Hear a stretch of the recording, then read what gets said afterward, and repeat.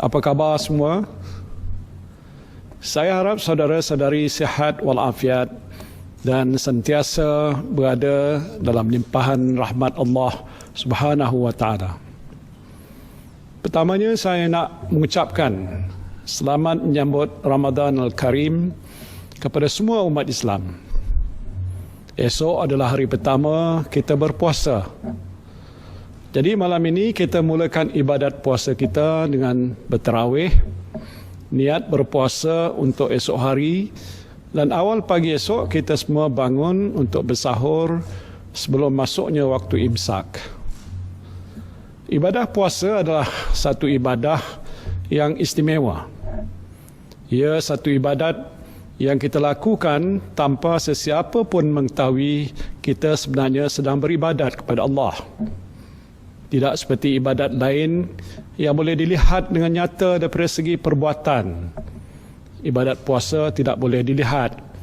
Kita sekadar menahan diri daripada lapar dan dahaga, serta tidak melakukan perkara-perkara yang boleh membatalkan puasa kita. Hanya diri kita dan Allah sahaja mengetahui yang kita sebenarnya sedang berpuasa. Kita berpuasa kerana kita bertakwa pada Allah, bukan untuk menunjuk kepada sesiapa. Oleh sebab itu Allah Subhanahu wa taala menyebut di dalam Al-Quran Karim, ibadat puasa diwajibkan ke atas umat Islam agar kita semua bertakwa kepadanya. Firman Allah dalam surah Al-Baqarah ayat 183, Ya ayyuhallazina amanu kutiba alaikumus siyam kama kutiba alal ladzina min qablikum la'allakum tattaqun. Yang bermaksud, wahai orang-orang yang beriman, kamu diwajibkan berpuasa sebagaimana diwajibkan atas orang-orang yang dahulu daripada kamu, supaya kamu bertakwa. Artinya orang yang berpuasa adalah orang yang ikhlas beribadat hanya kerana Allah. Dan mereka itulah orang yang sebenar-benarnya beriman dan bertakwa kepadanya.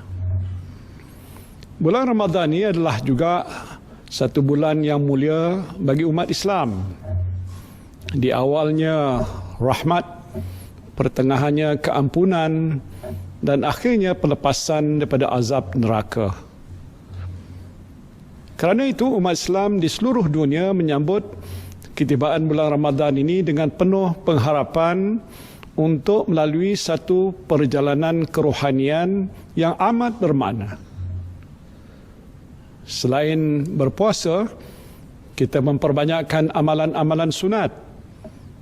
Kita membaca Al-Quran, mendirikan solat tarawih, qiyamul lail, bersedekah pada fakir miskin, dan melakukan amal kebajikan semata-mata untuk mendekatkan diri kita kepada Allah dan mempereratkan hubungan sesama manusia. Dengan kata lain, Ramadan adalah satu bulan di mana kita berjihad melawan hawa nafsu, menyucikan jiwa dan mengharapkan keredaan Allah. Di hujung Ramadan, kita bebas daripada dosa dan meraihkan kemenangan. Saudara-saudari yang saya kasihi, Ramadan kali ini tidak kurang istimewanya.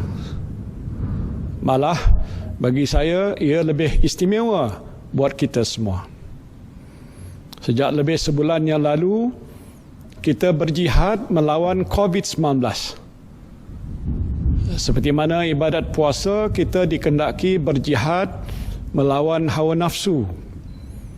Kita lalui satu tempoh yang banyak menguji kesabaran dan daya ketahanan kita. Kita menahan diri kita daripada melakukan perkara-perkara yang kita suka.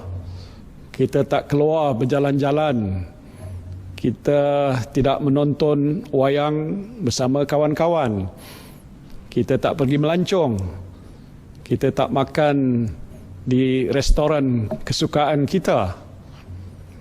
Dan bagi yang minat bersukan, mungkin dah lama anda tak main bola, tak main badminton, tak main bowling, tak berjoging, tak kayuh basikal.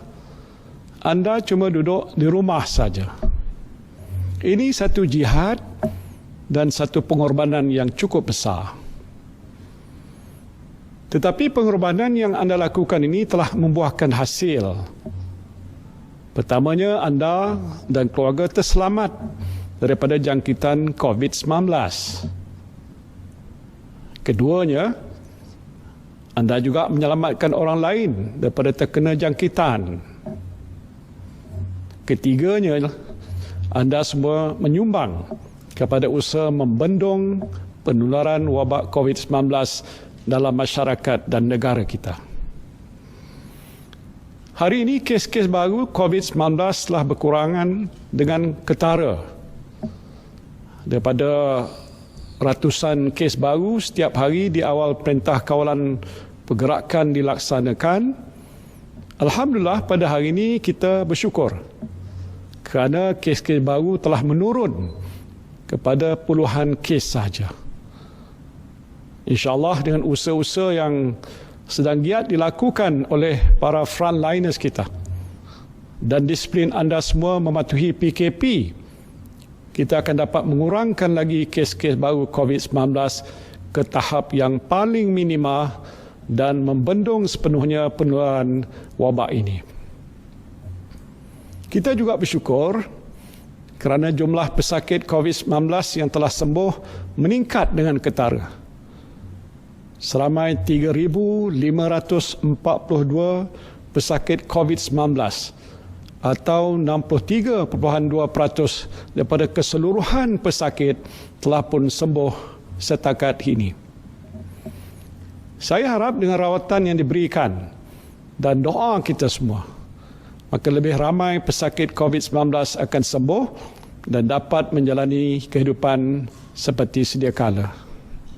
Sekali lagi kita bersyukur kerana negara kita merupakan antara negara yang mencatatkan kadar kesembuhan yang tertinggi di dunia. Dengan penurunan kes COVID-19 yang ketara ini, dan kita harap trend ini akan berterusan, kerajaan telah memutuskan untuk memberikan sedikit kelonggaran. Saya ulang, sedikit kelonggaran, bukan terlalu longgar. Pertamanya, pelajar-pelajar yang masih berada di kampus, yang mana di peringkat awal dahulu mereka tak dibenarkan pulang kerana keadaan masih belum menentu dan kita nak pastikan mereka ini selamat, insya-Allah boleh pulang ke rumah masing-masing sedikit masa lagi. Proses untuk membawa pelajar-pelajar ini pulang sedang pun dirancang oleh kerajaan dengan nasihat Kementerian Kesihatan. Jumlah pelajar yang terlibat adalah besar, iaitu hampir 100,000 orang. Jadi kita mesti rancang pergerakan mereka ini dengan teliti untuk pastikan ianya teratur dan tidak menyebabkan risiko jangkitan. Dan sebelum mereka ini dibenarkan pulang, semua pelajar ini akan dipastikan benar-benar sihat dan tidak mempunyai gejala COVID-19. Pada anak-anak kita yang berada di kampus, insya-Allah dalam tempoh yang tak berapa lama lagi, anda semua boleh pulanglah ke pangkuan keluarga masing-masing. Butiran terperinci mengenai pergerakan pulang ini akan diumumkan oleh kerajaan dalam masa yang terdekat. Jadi kepada ibu bapa, sabar dulu. Beri sedikit masa pada pihak kementerian yang berkaitan untuk menguruskan perkara ini. Saya tahu anda semua agak rindukan anak masing-masing. InsyaAllah dalam sedikit masa lagi, anak-anak anda dah boleh berada di rumah. Yang penting mereka semua boleh pulang dengan selamat.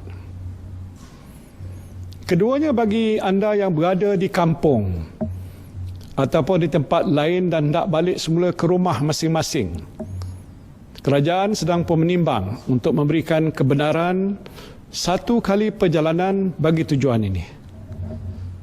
Kebenaran ini hanya diberikan pada mereka yang terperangkap di kampung atau di tempat lain sebelum kerajaan melaksanakan PKP yang pertama.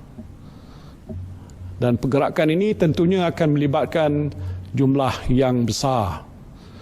Dan oleh itu kerajaan sedang mengumpul data dan mengkaji kaedah yang terbaik untuk mengatur pergerakan saudara-saudari semua.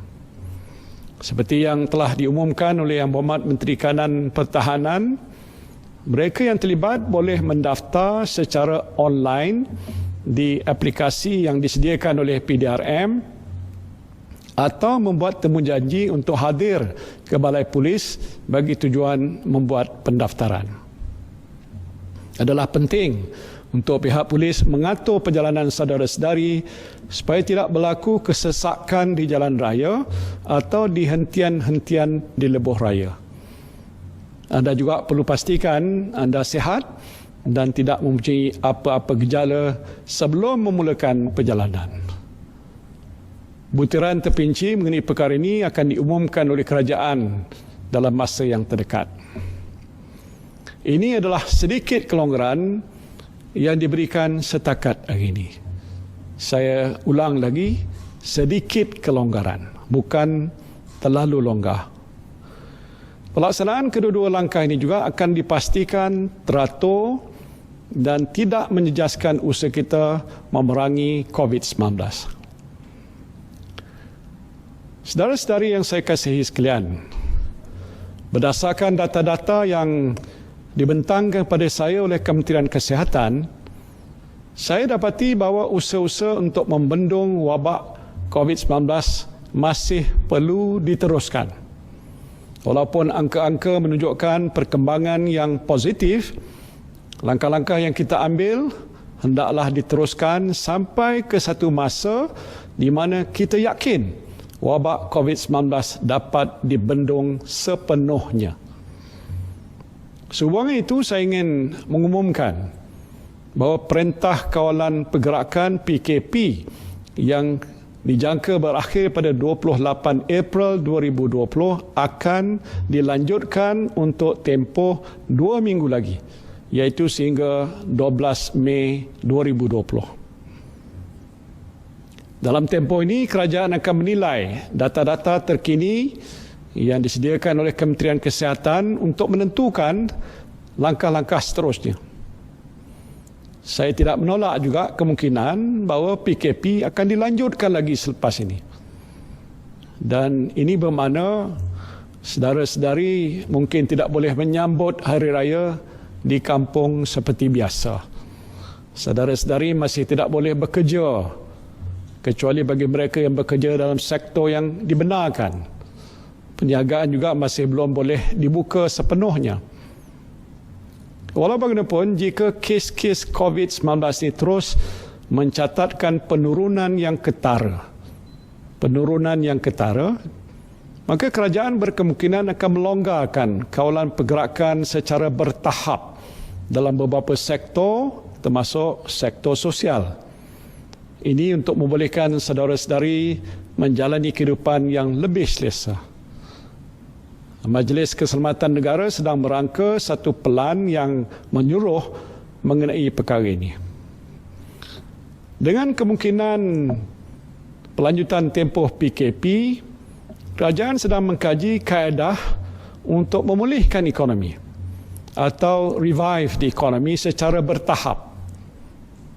Ini termasuk merangka pelan pemulihan ekonomi jangka pendek dan sederhana bagi memastikan aktiviti ekonomi dapat dibangkitkan semula dengan pantas selepas tempoh PKP ini berakhir. Sehubungan itu, saya telah mengarahkan Kementerian Keuangan dan Unit Perancang Ekonomi Jabatan Perdana Menteri untuk merangka pelan pemulihan ekonomi jangka pendek, jangka sederhana dan jangka panjang yang menyeluruh. Tumpuan pada masa ini adalah untuk mengenal pasti langkah dan inisiatif yang akan merancakkan pertumbuhan ekonomi jangka pendek dan sederhana serta mendorong keyakinan rakyat dan pelabur untuk menjana semula ekonomi negara kita.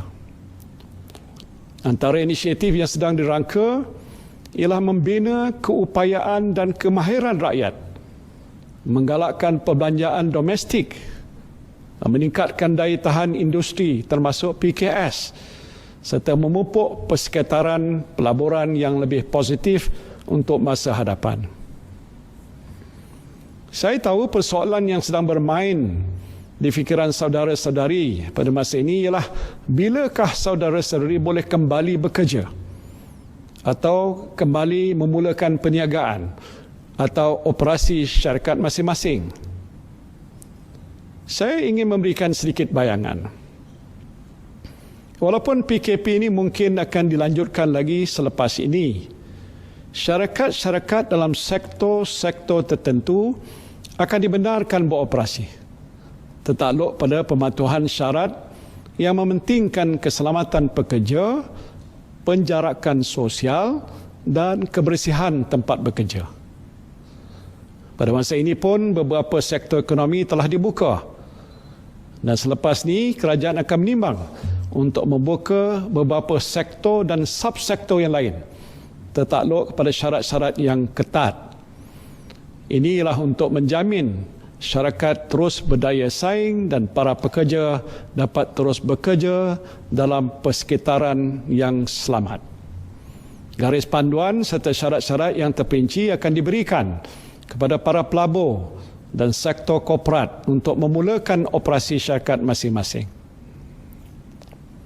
Saudara-saudari yang saya kasihi sekalian, kita masih belum menang dalam perang menentang COVID-19 ini.